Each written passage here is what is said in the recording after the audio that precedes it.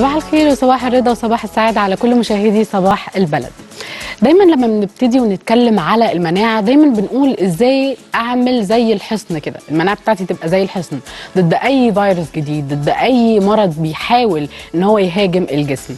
بس ما بنتكلمش على مثلا التدهور اللي ممكن يحصل او عواقب تدهور القدرة الوظيفية للمناعة. طب لو في زيادة نشاط هنعمل ايه؟ الحاجات دي كلها هنتكلم عليها النهارده، وهنتكلم برضو على جزء صغير. في ناس كتيرة جدا تواصلت معانا وقالت يا جماعه موضوع الكحه ده انتوا بتتكلموش فيه كتير. في ناس كتيره جدا مش عارفه تتعرف على ازاي. انا مش هقول احنا 100 مليون طبيب زي ما احنا دايما يعني بنصف نفسنا، بس عايزه اعرف الكحه دي معناها ايه، اعرف انا اخد لها ادويه ايه. الادويه دلوقتي بقت كتيره قوي، ده اللي هنتكلم عليه النهارده في السيجمنت في فقرتنا النهارده. بس اسمحوا لي الاول ارحب بالقيمه العلميه الكبيره الموجوده معايا النهارده في الاستوديو، الدكتور مصطفى حامد، استشاري الامراض الصدريه والبطنه والمستشار الطبي لشركه AMD. اهلا بيك دكتور مصطفى. اهلا بيكي، ازيك بعملها؟ ازي حضرتك، عامل ايه؟ جدا ليكي. اول حاجه يا دكتور مصطفى نبتدي كده ايه من الاول. تمام. الناس دلوقتي يعني تغير بقى الفصول وما بين السيزونز، الكحه دي شيء اساسي، ده اللي بيفضل معاه، ده اول حاجه. بس كميه الادويه بقى احنا بقى ايه عندنا اصلا، يعني مخزون ادويه من السنه اللي فاتت، عشان ده هنيجي معانا السنه الجايه ان شاء الله. كل انواع ادويه الكحه الممكنه اللي في الماركت كلها اقتراحات، كلها اقتراحات. وصلنا لورق الجوافه. والله وصلنا لورق. يمكن الطب البديل احنا ما بنعترضش عليه خالص على فكره. انا مش بعترض عليه. ولكن بالنسبه لنا احنا يعني لما المفروض ان انت عشان قبل ما اخد علاج للكحه لابد ان اعرف الكحه بتاعتي جايه منين وايه لازمتها وايه اللي ممكن. بقى؟ طيب هو مبدئيا احنا خلينا نبقى عارفين بصراحه مع بعض ان موضوع كلمه الكحه مع دخول شتاء هي مرتبطه، الاثنين دول كده كتير قوي مع بعض. طب ليه مرتبطه؟ مبدئيا الكحه لما بتيجي في الصيف احنا ما بنعلهاش اهتمام او هم جامد لان الجو جاف اوريدي، فبالتالي هي ما بتاخدش وقت طويل. فما دام الحاجه ما خدتش وقت طويل مش هتاخد اهتمامنا. تمام. او مش هتحوز على اهتمامنا كتير قوي. ولكن مع دخول الشتاء نسبه الرطوبه بتبقى عاليه جدا. بالظبط انا بفسرها كده للشخص اللي بيجي لو مشاهد او المريض، بقول له لو كان عندك تي شيرت او حاجه او بتنشره، فانت اوريدي في الصيف ممكن بعد ساعتين تقوم تلاقيه بدا يبقى جاف خلاص وتبدا تلبسه كمان. تمام. لكن لو في الشتاء ممكن يقعد يومين ما ينشفش. فبالتالي ده هو بالظبط الصدر زي كده بالظبط. بعتبره ان في الشتاء هو عباره عن المخاط الموجود في صدرنا او الالتهابات الموجوده في صدرنا عشان خاطر تبدا تخف، تاخد وقت طويل. طيب من هنا بتبدا كيميكالز اكتر تدخل جسمي، تبدا مواد كيماويه، بتبدا ادويه كتير. ببدا اقعد اقول ده فلان ده جرب العلاج الفلاني ونفع معاه، الفلان جرب العلاج الفلاني وده ما نفعش معاه. الموضوع مش كده خالص. الموضوع لازم ابقى عارف الكحه بتاعتي هي عباره عن ايه، وايه ممكن الحاجه زي ما بنقول كده السيجمنت المشتركه، ايه العامل المشترك اللي ممكن اقدر اخده في اي نوع كحه وبرضه هيبقى مصدر علاجي ليا. تمام. طيب هي الكحه عموما احنا بتتقسم الى في كحه جافه اللي بنسميها احنا السعال. ايوه. وفي كحه عندنا ببلغم او بمعنى صح مخاط. فبالتالي انا محتاج ان انا اوصف انهي نوع كحه. طيب اوريدي عرفت نوع الكحه، فبالتالي ببدا اشوف طب الكحه دي نجمه عن التهاب ايه؟ هل التهاب حنجره؟ هل التهاب قصبه هوائيه؟ هل التهاب قصيبات هوائيه؟ على حسب كل بس حاجه انا كحاله ما اعرفش طبعا، ومستحيل حد هيقدر يعرفها غير الطبيب المختص اللي يقدر يعرفها. تمام. ولكن احنا بنقول دايما مش كل حاجه هتلاقي الشخص يتوجه للطبيب المختص او كذا. النقطه دي بتبقى تقيله شويه على الشعب المصري او لازم الحاجه تبقى سيفير جدا، لازم مظبوط. نوصل للطوارئ، لازم نوصل لحاله الطوارئ. ومع كده. ذلك لابد انك انت تحط نفسك في امان. يعني ايه تحط نفسك في امان؟ يعني حتى لو انت حابب انك تاخر زياره الطبيب او الموضوع حاسس انه ما بيستدعيش، يبقى لابد انك حاطط في دماغك قصه واحده بس، ان انا اعمل ايه مع نفسي يقدر يقيني او يحميني ان الالتهاب ما يسرحش في جسمي. تمام. طيب مبدئيا كده لما جينا اتكلمنا على الجهاز المناعي، اتكلمنا على فيتامين أ ود والاوميجا 3، واتكلمنا على فائده الكولوسيز في مهاجمه او بمعنى صح يوقف نشاط الفيروس بحيث انه ما يأذينيش اكتر واكتر، ما يعملش مضاعفات حاده. تمام. الكولوسيز في القصه اللي زي دي نجح برضه ان يبقى علاجي. ازاي بقى؟ ازاي الكلام ده؟ طيب احنا مبدئيا كده كلمه كحه يعني معناها في التهاب. والالتهاب ده وارد ان احنا قلنا يبقى في اي حاجه منطقه من مناطق الجهاز التنفسي سواء كان علوي او سفلي. طيب كلمه التهاب بيقدر يزيد اكتر واكتر في حاله نقص فيتامين زي فيتامين د. وعايز اقول لك مش الموضوع ده اعتباطا اتعمل، لا ابدا، ده بدراسه ان ثبت علميا ان كل شخص، ان معظم الاشخاص اللي عندهم سعال او في كحه بمعنى صح مقارنه بالاشخاص الاسوياء او الاصحاء، لقينا ان في نقص فيتامين د بل اقل من 11.9. الطبيعي بيبدا من 30 او 31. دي نقطه لابد ان نبقى عارفين حسابها. عشان كده دايما احنا في علاجنا بنبدا ندي فيتامين د. فيتامين د يقول يا دكتور انت بتديني فيتامين ليه؟ انا عندي كحه. يا سيدي اصبر عليا، ما هو الفيتامين اللي انا بديهولك اوريدي عشان يقلل الالتهابات على الجهاز التنفسي، ويبقى حتى الوضع ما يزيدش معاك سوء بل يتحسن. ودي نقطه مهمه جدا. طيب النقطه الثانيه، هتديني ليه اوميجا 3؟ يعني انا عندي دلوقتي اوميجا 3 هتساعدني في ايه؟ هتساعدني في ايه؟ ما كفايه فيتامين د. طب احنا قلنا ان في التهاب، خلي بالك كلمه التهاب هي الكي بتاعي، هو المفتاح بتاعي اللي انا بدخل بيه عشان اقدر اعالج اي كحه.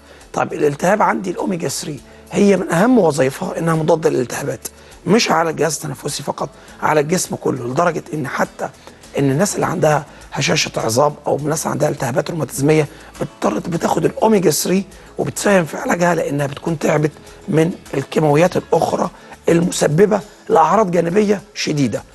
لكن حاجه زي الاوميجا 3 بتقدر تحميني ان انا ممكن استخدم الكورتيزون، حتى لو الدكتور هيستخدم معايا الكورتيزون لفترات ما تبقاش فترات طويله. تمام. فبالتالي اخد مساوئ الكورتيزون. ودي نقطه مهمه قوي. يبقى اذا ان انا محتاج ان انا اركز على الاوميجا 3، محتاج اركز على فيتامين د. طيب وفيتامين الف هركز عليه ليه؟ مبدئيا كده احنا اتفقنا ان فيتامين الف يمكن انا بحسه المظلوم في القصه هو المظلوم دايما. لانه مع انه هو مهم جدا. مهم جدا ليه؟ لما الاقي ان 30 ل 35% من حالات الاصابه بالبرد والانفلونزا، في حاله ان لو فيتامين الف عندي كويس، هلاحظ ان فيتامين الف يبدا، هلاحظ ان البرد، اعراض البرد والانفلونزا تبدا تقل جدا. من هنا ظهرت اهميه الكولوسيس في ايه؟ انه بيقدر يحتوي على 3 مكونات، ال3 محتاجهم في التوقيت ده بالذات اهم من اي وقت تاني. مع ان الكولوسيس احنا بننادي بيه في جميع اوقات السنه، ده حقيقة. لكن احنا بنتكلم على فتره بيبقى انا محتاج مناعه، محتاج اقويها، محتاج كحه مستمره معايا، محتاج اسيطر عليها، طبعا بجانب موسعات الشعب الهوائيه او بجانب المضادات الهستامين او بجانب الرذاذ البخار اللي بستخدمه، ايا كان من علاج الطبيب المختص اللي كاتبه لي مهم جدا. بس احنا بنقول ونزود عليه المكمل الغذائي اللي اي طبيب في الدنيا هيفرح جدا انك انت بتستخدمه، بل ان هو هيدعم العلاج بتاعه وهيزود اكتر فرص انك انت الشفاء بصوره اسرع. عشان كده احنا بنقول يا جماعه الكولوسيس في القصه اللي زي دي يتناسب مع اي علاج، لا يتعارض معاه. الكولوسيس بقدر اخده بالجرعه اللي محتاجها جسمي يوميا مع الاستمرار فيه، مش بس عشان طب للبالغين مثلا دوسج معينه او جرعه معينه؟ طبعا احنا بنحتاج على حسب السن، بنحتاج الجرعه. يعني مثلا لو جينا قلنا من سن سنه لحد 8 سنين، خلي بالك السن ده كريتيكال جدا في موضوع الكحه. وعايز اقول لك ان اي اب وام موضوع الكحه بالنسبه لهم في القصه اللي زي دي قد ايه مجهده نفسيا ليهم، ان بيلاقي ابنهم طول الليل وهو نايم بيكح، وهو صح، هما بيحسوا بذنب اصلا. طبعا بيقول لك انا مقصر، فبيحاول ان هو يقدر يعمل اللي عليه، ويبص للترابيزه قدامه بيلاقيها مليان علاج. طيب انت يا سيدي عشان خاطر تشيل من على زي ما بيقولوا كده عاتقك كده، عاتقك كده النفس، الحاله النفسيه اللي انت بتسببها لك الكحه دي، لابد انك تشتغل صح، وشغلك صح عن طريق المكملات الغذائيه مش عن طريق الكيميكالز. خلي الكيميكالز دي تخصص الطبيب لانه بيديها بجرعات معينه. هم بيبتدوا على طول بالمضاد الحيوي، وده طبعا اكبر غلط. ما هو على فكره من احد الحاجات اللي هي بتؤدي الى استمرار الكحه المضاد الحيوي، طبعا لان انا استخدام المضاد الحيوي في غير وقته هو اوريدي بينزل المناعه وبيخلي نهم الفيروس في انه يزود الالتهابات عندك اكتر واكتر. يعني كتره استخدام كل شويه لما يجي لي حاجه مضاد حيوي مضاد حيوي طبعًا ده بيوقع لي المناعه طبعا. وعشان كده دايما بنحط كلمه مضاد حيوي في ايد الطبيب المختص، ولكن انا بحط في ايدك حاجه تاني، كلمه بقى؟ مكمل غذائي، كلمه فيتامين الف ودال والاوميجا 3، كلمه زيت كبد حوت، كلمه كولوسيز. انا بحط في ايديك حاجه، ما بقولكش ان انا تبص وتتفرج عليا، لا خالص. انا بقول لك اشتغل على المناعه، اشتغل على ان لو في اي التهابات نقدر نحدها، حاجات كتيره قوي نقدر نسيطر عليها في وجود مكمل غذائي يحتوي على 3 مكونات زي الكولوسيز. طب دكتور مصطفى، في اكيد عواقب لتدهور القدره الوظيفيه عامه للمناعه، ايه العواقب دي؟ طيب هو مبدئيا لابد اعرف ايه اللي ممكن يدهورها لي. يعني انا شخص عادي طبيعي جدا، أوكي. ما بعانيش من اي مرض مزمن او اي حاجه، وسني ممكن احنا دايما بنقول حتى الجهاز المناعي بيبقى قليل جدا او ضعيف في اضعف حالاته، اذا كان في حاله صغار السن او كبار السن. هو يعتبر ده انه عامل زي البلاتو فيز كده، زي بيبدا الكيرف. صغير يكبر وبعد كده يبدا ينزل تاني. طيب يبقى انا محتاج ان انا اقوي الجهاز المناعي. مبدئيا انا عندي النقطتين دول ضعاف، يبقى محتاج جدا في الاوقاتين دول بالذات اقوي إن الجهاز أنا المناعي. أغذيهم. ده غير النوم عدم النوم الكفايه. تاكدي تماما ان انا لو نمت اقل من 6 ل 7 ساعات، عايزين نقول 8 ساعات الايديال أوكي. بالنسبه لي، انت بتضعف الجهاز المناعي بتاعك. ده للصغيرين وللكبار؟ لكل أوكي. الاعمار. عدد ساعات النوم وبالذات في الاوقات دي مهم جدا بالنسبه لي. النوم برضو، النوم اللي هو بالليل، مش اللي هو لما نكون مظبوط. مشقلبين بقى لا اليوم طبعاً بتاعنا بالتاكيد، الا لو كان عندي وظيفتي او حاجه زي كده، هي دي طبعا بتبقى حاجه بتبقى يعني نسيسري ضروريه بالنسبه لي. أكيد. طيب النقطه الثانيه الاكل الصحي. هو الاكل الصحي ده بيحتوي على ايه؟ على الفيتامينز اللي بتقوي جهاز المناعه، اللي احنا بنقول يا جماعه فيتامين ا ود والاوميجا 3 الفلكولوسيز، احنا محتاجين مصدر خارجي ليه؟ لان انت محتاج كميات كبيره منهم. بالظبط. والكميات دي للاسف ممكن ما تكونش متوافره مع ظل نظام الحياه بتاعك او النظام الصحي او النظام الغذائي، فبالتالي انا بستعين بيها. لكن اي فيتامينز تانية وكلنا عارفينها هي ممكن تبقى متوفره في غذائنا وتبقى تكفي اليوم بتاعي. فبالتالي الحاجات دي مهمه جدا. ده غير التهويه الجيده طبعا. التهويه مهمه جدا جدا جدا. التهوية الجيدة بمعنى ان انا لو بيتي موجود لابد ان انا افتح مده ساعتين أوكي. اهوي البيت بتاعي في فتره معينه دايما بنقول عليها والجو دافي.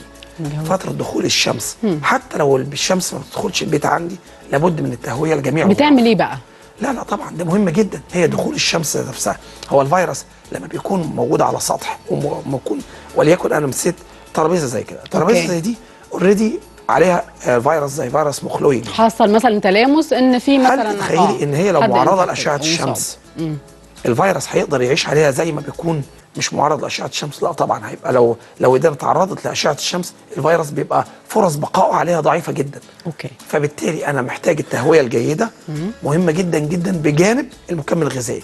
لو تلاحظي تهويه جيده، نظام غذائي جيد، راحه تامه، مكمل غذائي، حتى 4 حاجات مش هيضروا جسمي، هيفيدوني. لكن لما بروح انا اجيب كيميكالز واجيب حاجات واروح اقول للصيدليه الفلانيه انا عايز الدواء الفلاني بدون الطبيب المختص، انا اتاكد تماما زي ما انا بهدي حاجه زي ما انا باذي حاجه ثانيه. يعني ممكن نقول كتره المكملات الغذائيه اللي انا باخدها بغير يعني بغير وعي وعلم كافي ممكن تاذيني كاني بالظبط ما باخدش اي حاجه. او بصي، مش اي مكمل غذائي اقدر اخده. يعني يمكن الكولوسيس في القصه الغذائيه دي بينفرد او بيميز نفسه في ايه؟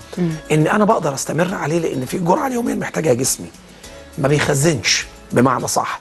لكن في حاجات تانية بتبقى جرعات علاجيه تبقى فيها 5000 و10000 ومش عارف ايه، الكلام ده كله بيتاخد لفتره معينه. تمام. وبعد كده لابد من ايقافه.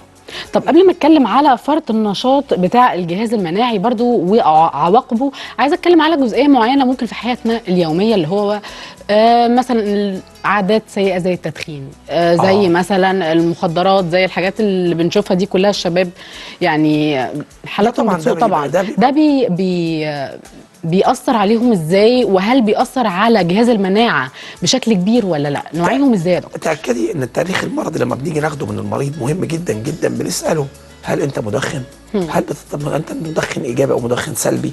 هل انت عندك مرض مزمن اذا كان ضغط او سكر او قلب او خلافه؟ كل الحاجات دي لان انت عايزين نقولها كده ايه؟ عايزين نقول ان انت بفرص الاصابه بتاعتك او التهاب الجهاز التنفسي عندك بتبقى في اعلى صورها، او بمعنى صح بيبقى زي ما بيقول لك كده بالبلد بيقول لك على راسك بطح. فالقصه دي بنقول عليه ايه بقى يا جماعه؟ المكمل الغذائي الكولوسيس في القصه دي بينجح في ايه؟ انه بيدعم جدا جدا اصحاب الامراض المزمنه وكمان المدخنين ان ما يحصلش التهابات شديده على الجهاز التنفسي السفلي. أنا بشكرك شكرا جزيلا يا دكتور مصطفى، دايما كده بتدينا نصايح وعايزين نصايح أكتر، وإن شاء الله بإذن الله فقرات جاية هنعمل فقرات خاصة للتوعية بالحاجات اللي ممكن تكون غلط بنعملها في حياتنا اليومية بتؤدي إلى تدهور الجهاز المناعي. أنا بشكرك شكرا جزيلا. بشكر الدكتور مصطفى حامد استشاري الأمراض الصدرية والبطنة والمستشار الطبي لشركة AMD. مشاهدينا بكده تكون خلصت فقرتنا وخلصت حلقتنا، نشوفكم على خير إن شاء الله في رعاية الله.